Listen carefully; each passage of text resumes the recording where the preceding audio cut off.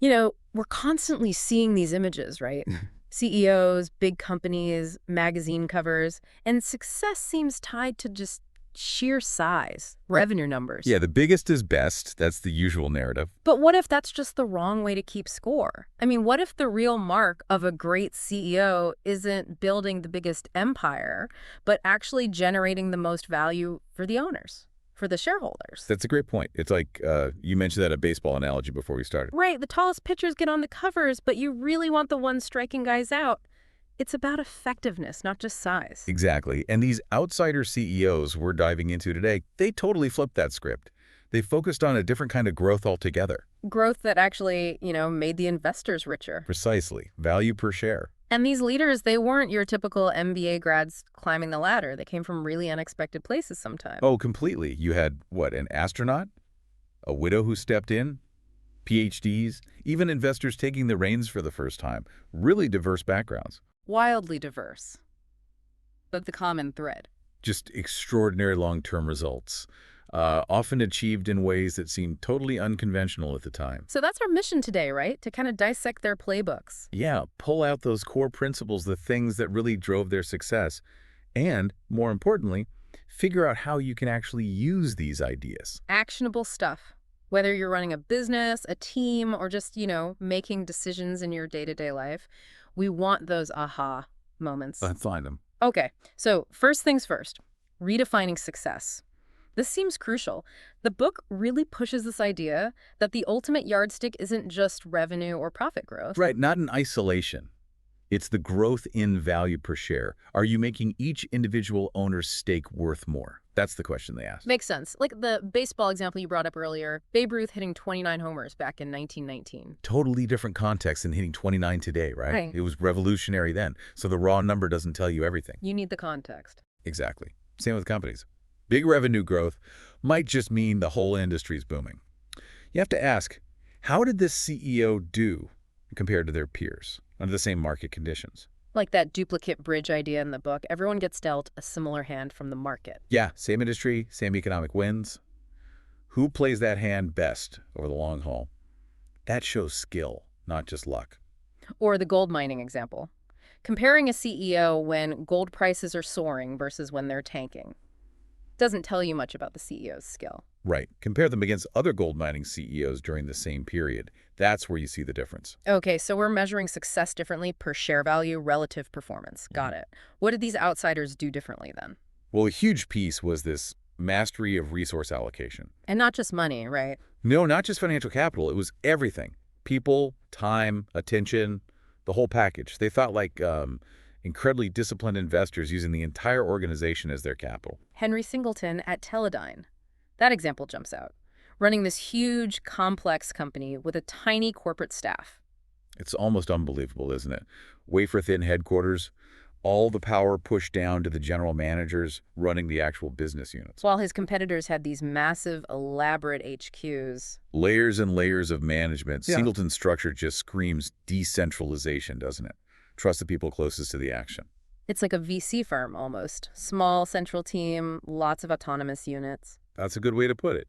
It frees up the CEO to focus on the big picture, the major allocation decisions. Where do we place our bets for the best long-term return? Being a strategic allocator, not just managing operations day to day across a giant bureaucracy. Exactly. Thinking like an investor. And that investor mindset, it applied to everything, even buying back their own stock. Oh, absolutely. They weren't sentimental.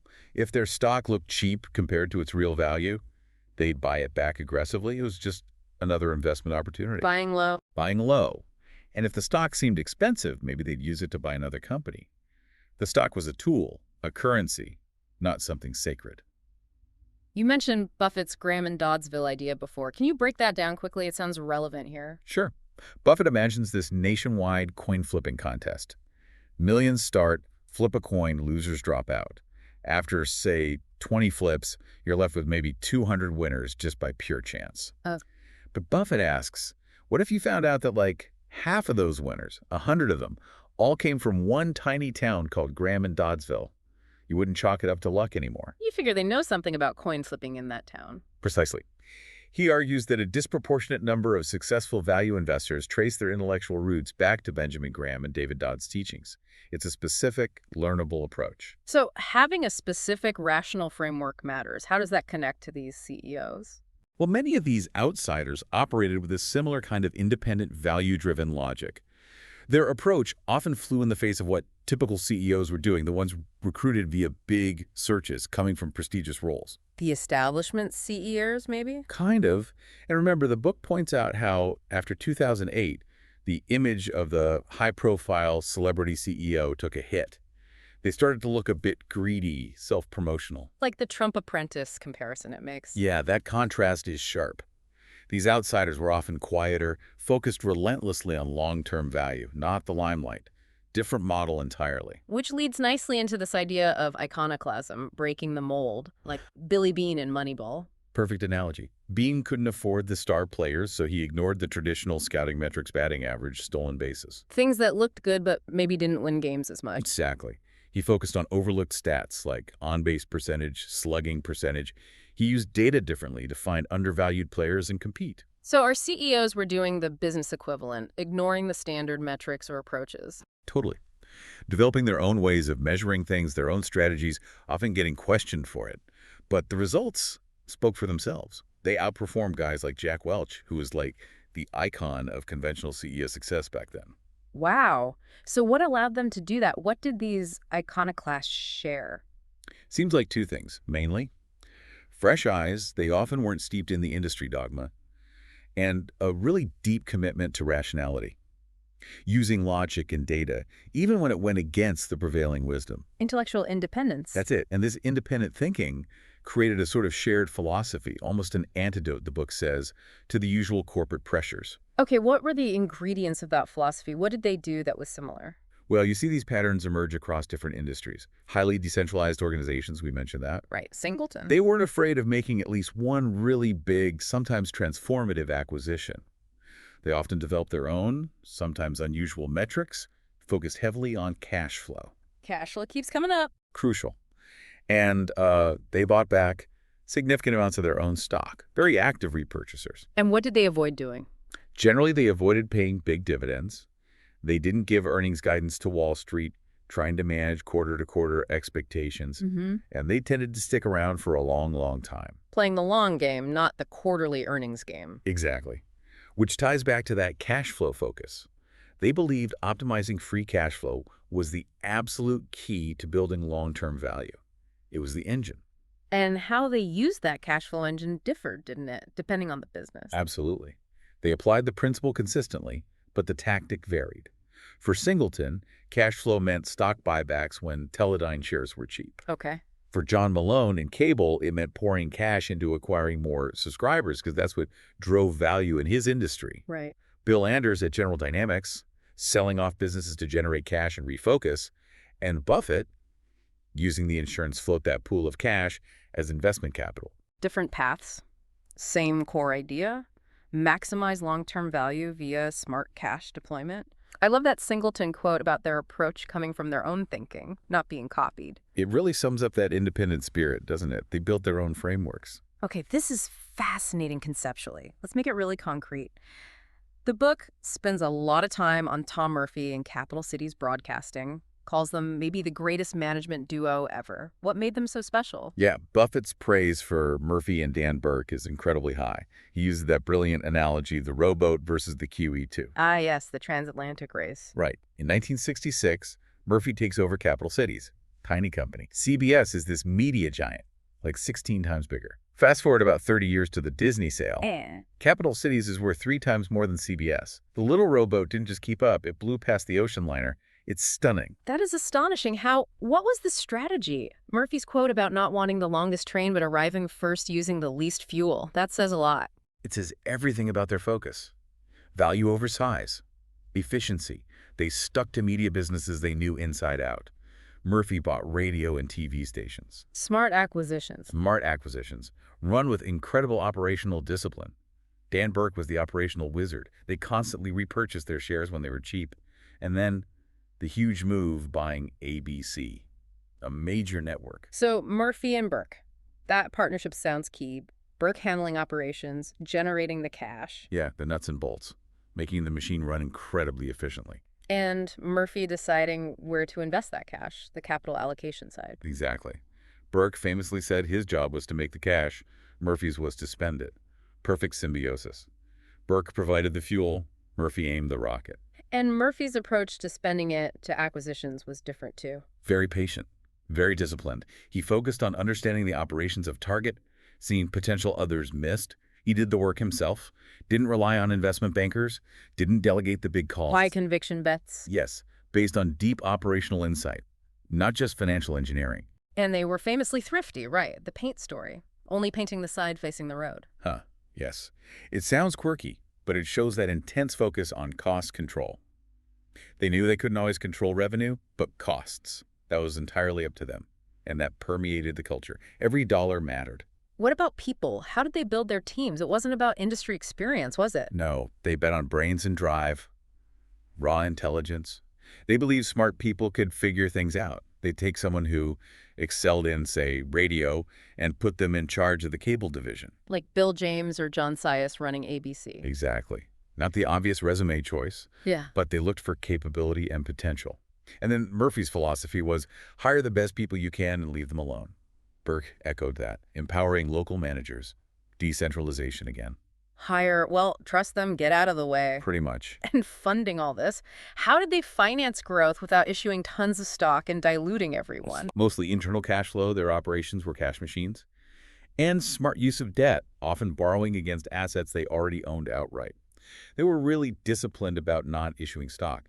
In fact, their share count went down significantly over time because of buybacks. That's rare. So given that most acquisitions fail to add value, how did Murphy consistently succeed? What was his rule? He had this hurdle rate. He wanted to see a path to a double-digit after-tax return over 10 years, and crucially, without using leverage in the calculation. Wow, that's a high bar. It is. It meant he often didn't win bidding wars. His price was frequently lower than others are willing to pay, but he was fine with that. He waited for the opportunities that met his strict criteria, patience and discipline. And it wasn't just broadcasting, right? Their newspapers did well too. Same playbook. Focus on costs, dominate the local market. The Kansas City Star example is amazing. They took margins from single digits up to like 35%. It shows the principles were transferable. No wonder guys like Buffett and Mario Gabelli admired them so much. A perpetual motion machine for returns, one investor called it. High praise and seemingly accurate. And that model got copied elsewhere, like at Chronicle Publishing. Plus, you saw this whole diaspora of capital cities alumni ending up in top media jobs later. Their influence spread. Even the bartender investing story, that says something about the culture they built. It really does. And the book notes TransDigm, the aerospace company, as a kind of modern equivalent, similar focus, decentralization, smart acquisitions.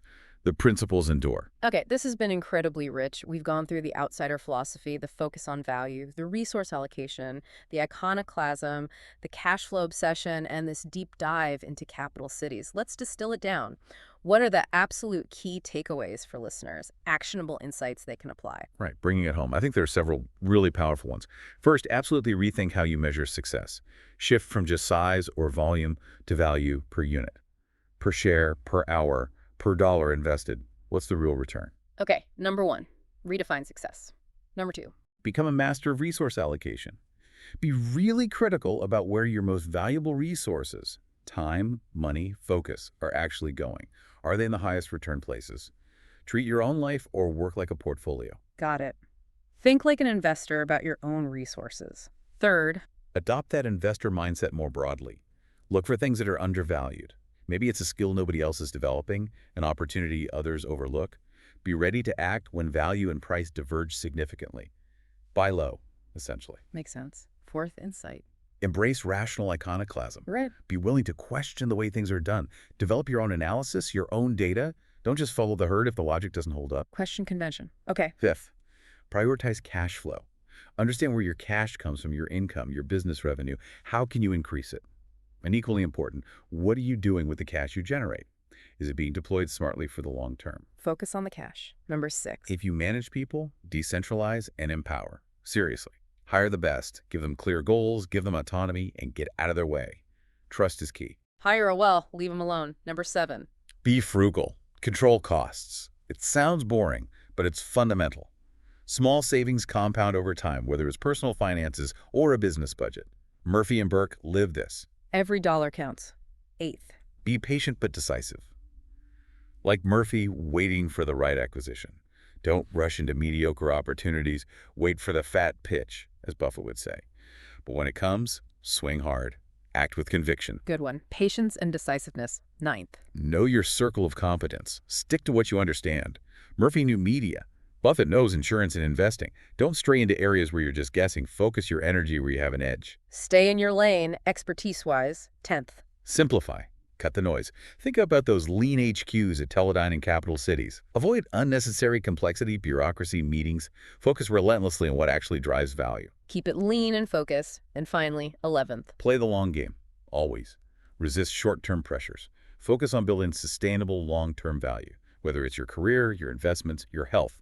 Think decades, not days or quarters. That's a fantastic list. So, wrapping up this deep dive, the big message is that these outsider CEOs achieve truly amazing results by fundamentally thinking differently. Yeah, they redefined the goal per share value. They acted like investors with all company resources. They weren't afraid to be rational contrarians. They obsessed over cash flow. And they maintained that long-term focus. And these aren't just lessons for CEOs running Fortune 500 companies. Not at all. These are principles for making better decisions, full stop. Anyone can benefit from thinking more critically about value, allocation, patience, and long-term outcomes. So here's a final thought to leave you with. Pick one area in your work or life, just one. Where could applying one of these outsider principles, maybe it's redefining how you measure success there, maybe it's being more patient, maybe it's ruthlessly cutting a cost, lead to a really significant, maybe surprising improvement? Are you managing for the size of your life or for the actual long-term value you're creating? Something to think about.